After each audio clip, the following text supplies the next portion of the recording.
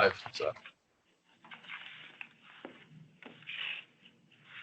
New York State Racing, Parimutuel Wagering, and Breeding Law, Section 102, provides that the New York State Gaming Commission shall consist of 7 members appointed by the governor by and with the advice and consent of the Senate.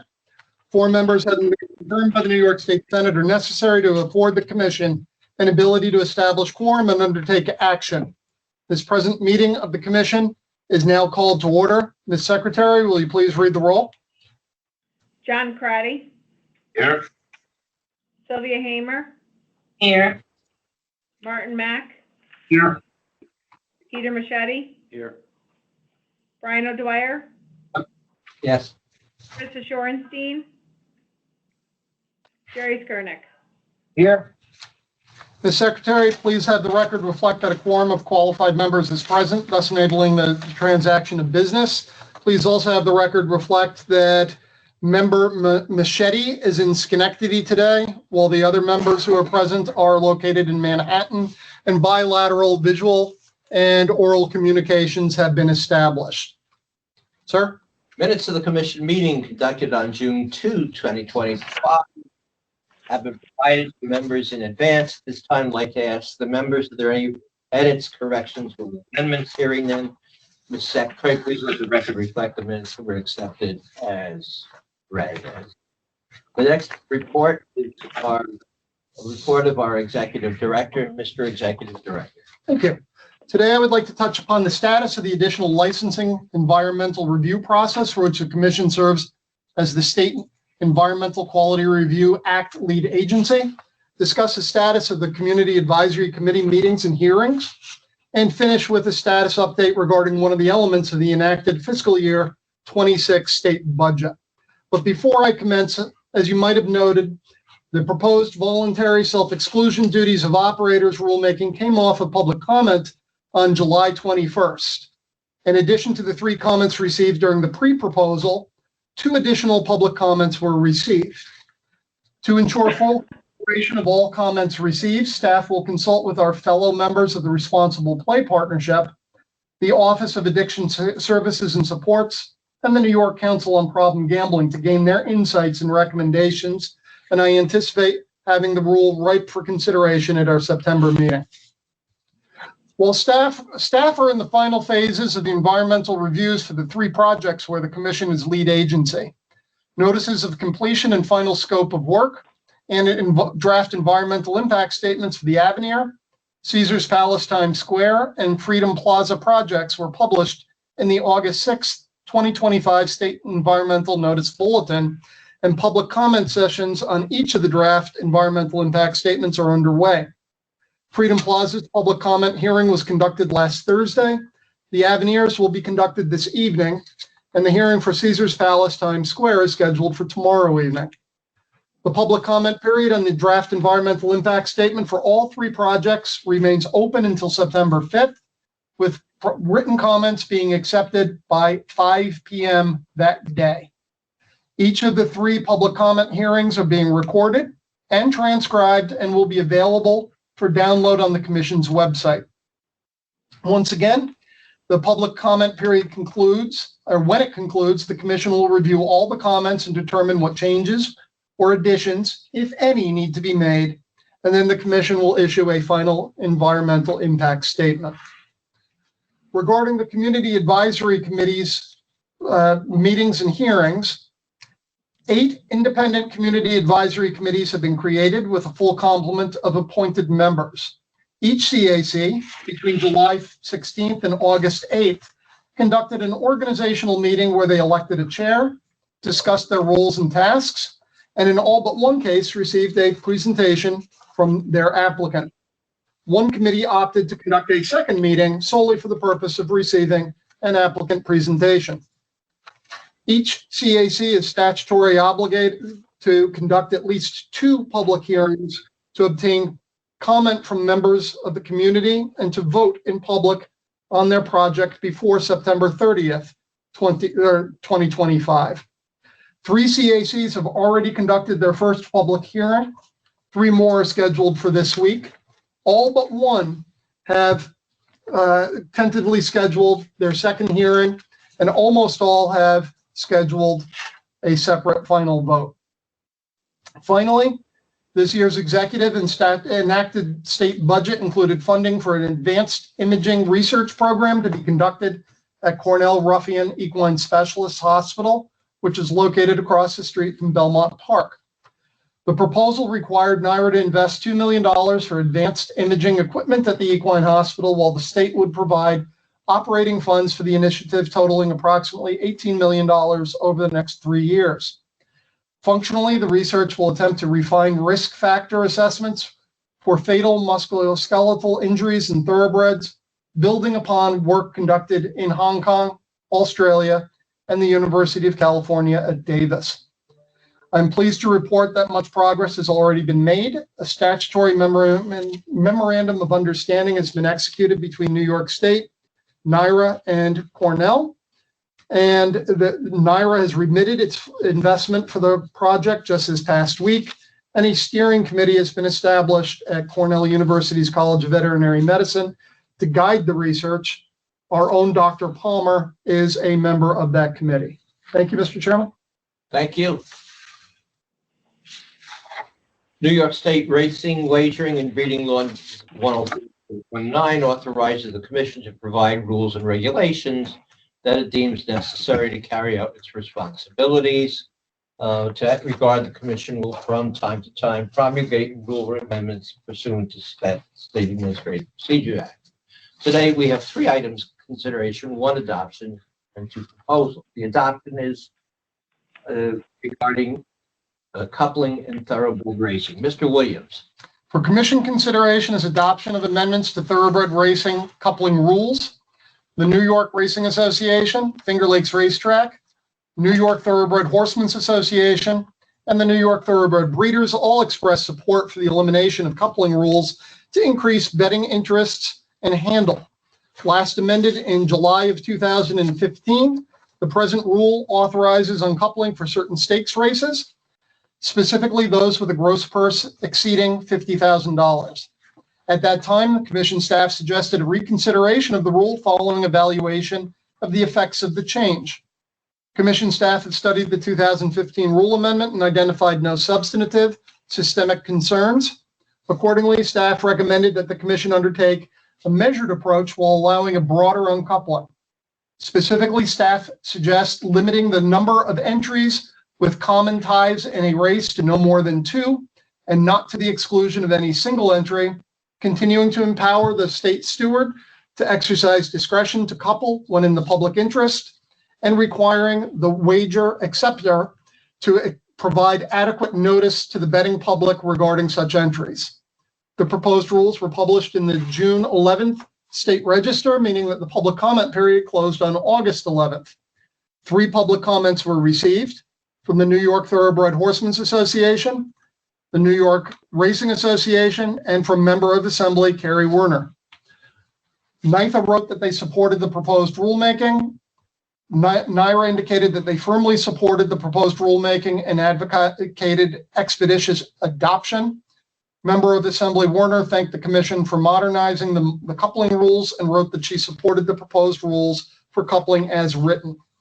Staff recommends that the Commission authorize the adoption of this rulemaking.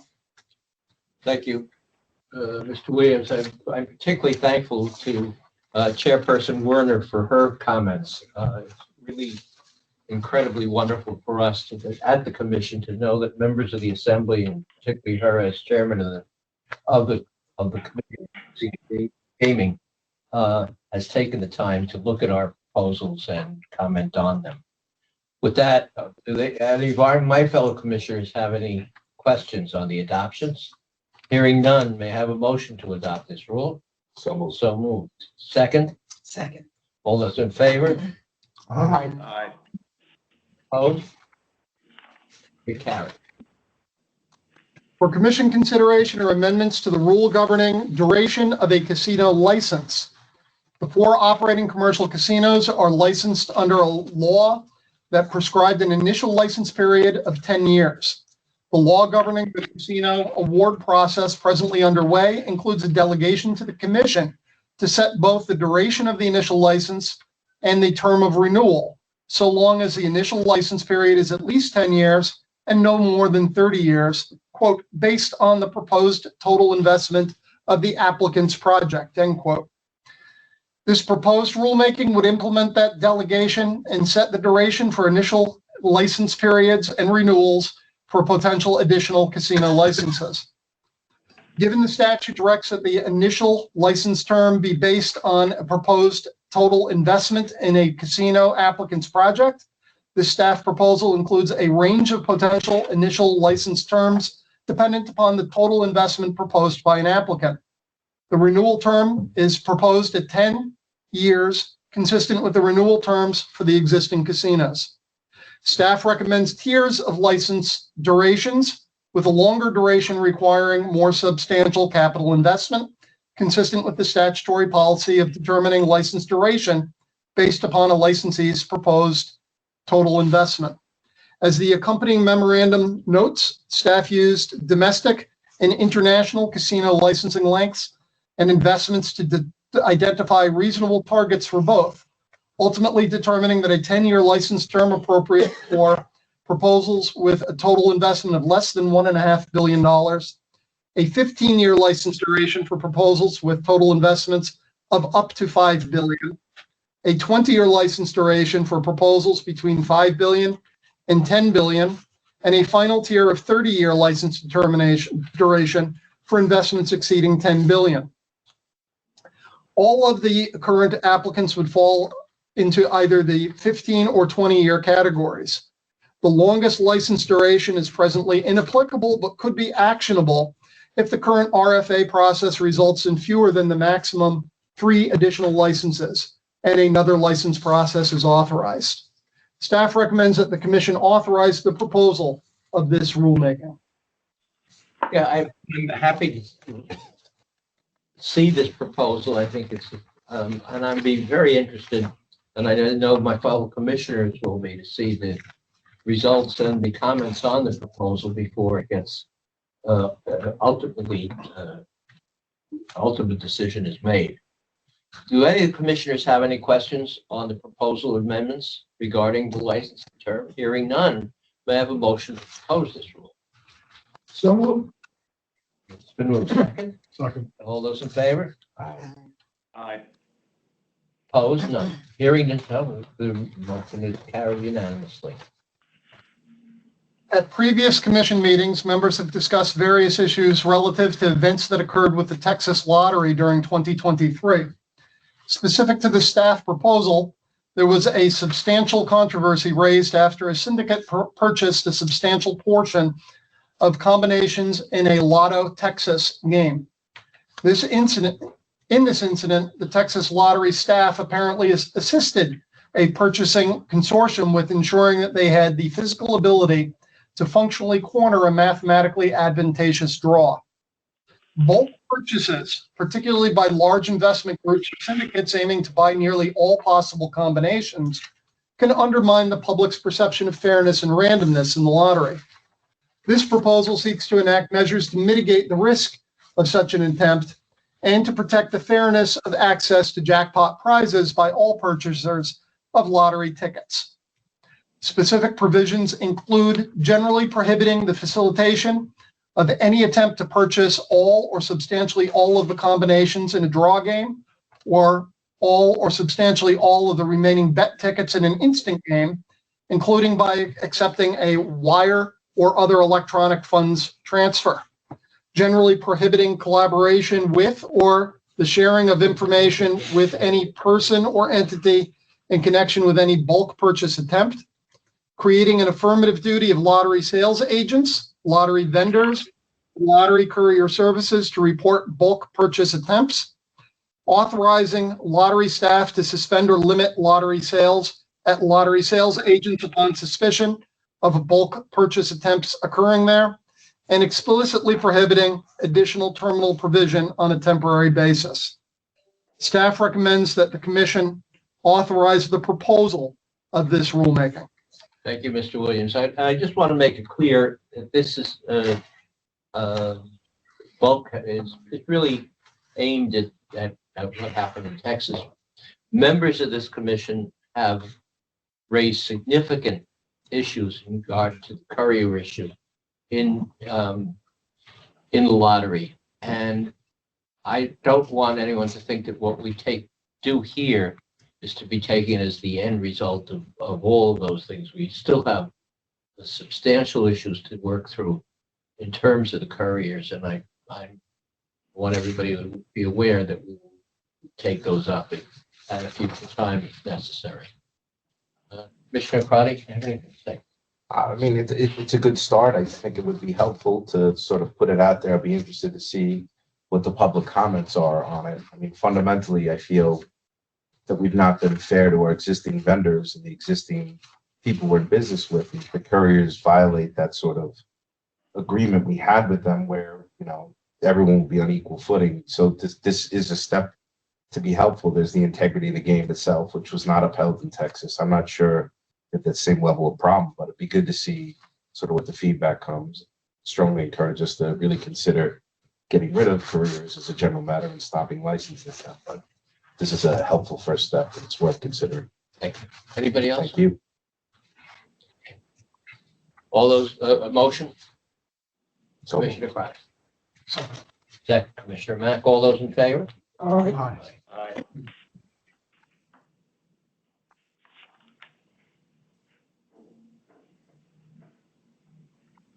To the adjudication.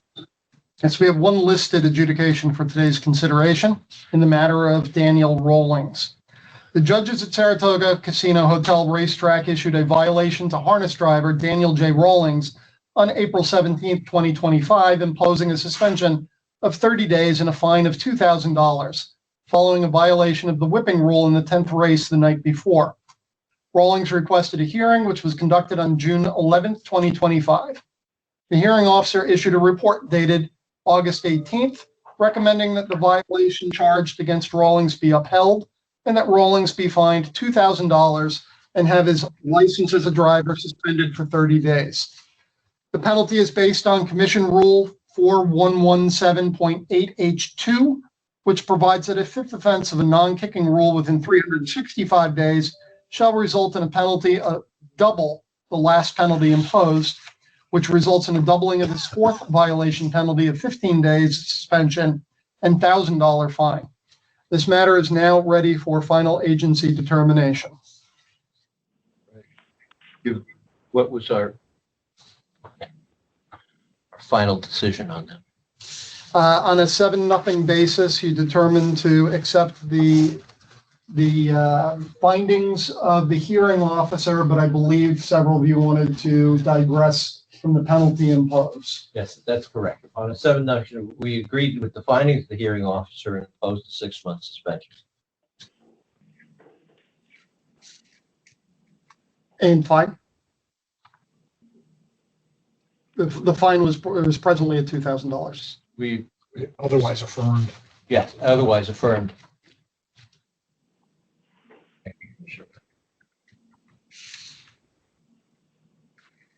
With my fellow commissioners' approval, I'd like to bring forward and announce a determination and adjudication in the matter of William Clark.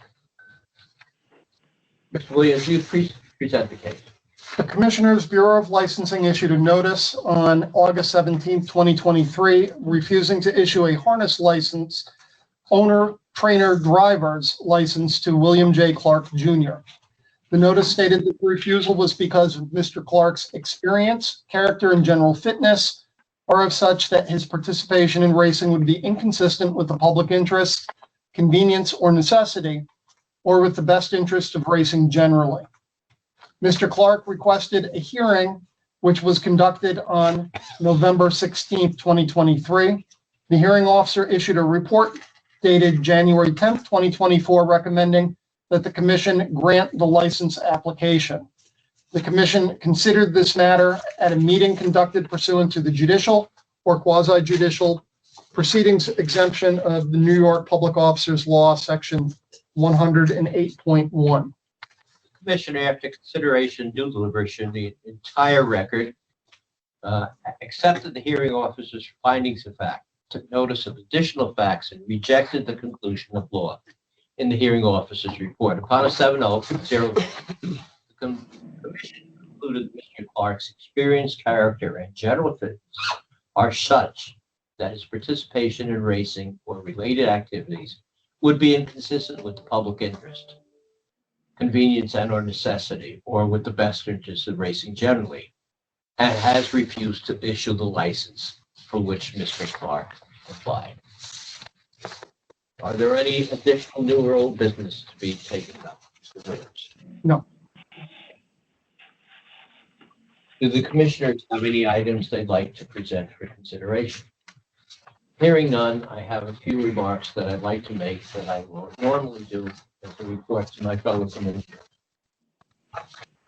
On October 12th, I addressed the Racing and Gaming Conference in Saratoga to reiterate the Commission's role in the siting process for the new casino licenses. My message was twofold. One, that none of the applicants had an advantage or was a lock on the process. Rather, the Gaming Facilities Location Board would judge each applicant on its merits.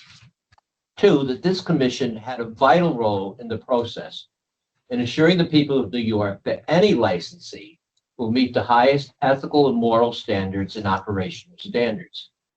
In view of the recent allegations of money laundering in Nevada casinos and others, I told the conference that the commission is neither a rubber stamp nor a potted plant, and we will continue to carefully scrutinize the finalists before issuing a license, no matter how long it takes.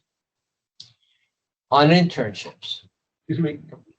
I think you said October when you meant August. Did I? I'm sorry. Just a correction. Thank you.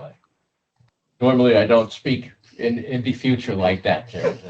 Would have been just as relevant then. Or the distant past. The work of this commission has always been inexorably intertwined with the education of our young. A year ago, as sitting with the commission, I discovered there was no existing internship program in the commission. I called on the staff to reconstitute and publicize the program, which provides students a glimpse inside the world of gaming regulation. And I must tell you that the staff responded with great enthusiasm. I'm pleased to report that as of now, we have 129 applicants for 9 internship positions across the state for the fall of 2025. Positions are still available for each semester in our counsel's office, our human resources office, our finance and administration offices, our lottery integrity investigation office, our Buffalo Lottery Customer Service Center, and each of the 4 commercial casinos, Resorts World Catskills, Rivers Casinos, Tioga Downs, and Del Lago. In addition, our HR office has partnered with SUNY Schenectady County Community College, Union College, University of Albany to recruit additional candidates. This is a fantastic opportunity for all our young students to learn about an exciting industry. For those who are interested and not have applied, the deadline to submit an application is September 12th. I think we have all been really very pleasantly surprised by the enthusiasm and the response to this. And I do recognize that this program has increased the workload of our staff, but I'm happy to say that the staff has responded with great enthusiasm to this program. And I hope, Based on what you said, those are pretty good odds. pretty good odds. and maybe they'll figure those out. They're as internships. I'm looking forward to meeting them. And when I do get a chance to meet them, particularly in the Schenectady office, I will urge all of you to come up and say hello. I think it's going to be a really exciting program. I know that the few envision the extent that mobile sports betting has taken hold in New York. The benefits to the state in terms of tax revenue are undeniable, but we're also very cognizant that along with these benefits have combined a downside problem, gambling and underage gambling, which many times are concomitant. I am thankful to our executive director for his leadership in these concerns. Recently, New York City addressed the problem of children renting bikes and riding them on the streets underage. It has required the Lyft Corporation to adopt new technology to ensure that only those of proper age will be able to rent. I'm working with the city now, Deputy Mayor Mastro, to relook at that development. If this technology, where Lyft has to come up within 6 months of providing that, proves to be effective, this could well be a model for the commission in combating underage sports betting, and I'm looking at that very, very seriously. As chairman of the commission, I also serve as chairman of the Thoroughbred Racing and Development Fund, and I'm serve on there with my fellow commissioners, Mac, Marchetti, and Crotty, and I thank each one of them for their service to the fund. The governor has made it clear that she considers the industry vital to the economy of New York. We are exploring new and innovative ways to promote the industry and provide for aftercare for our horses after they have finished racing. I've indicated many, many times that this industry can only thrive if it cares both for its horses and those who take care of the horses, backstretch workers. And in each instance, those are important. In that regard, Mr. Williams informs me that the new Belmont is on schedule, and I'm particularly grateful to NYRA. And as part of the redevelopment plan, it has provided for really lovely new housing for the backstretch workers. I have asked Mr. Williams to arrange for them to review the new construction at Belmont this fall, and I'm sure all of us will be happy to see not only the new stands and the new Belmont, but the really incredible new housing facilities for the workers, the backstretch. I commend NYRA for their work in that, and I know that my fellow commissioners will be happy to join me in viewing the new construction. With that, I will take a motion to adjourn. I'll move. Second. Second.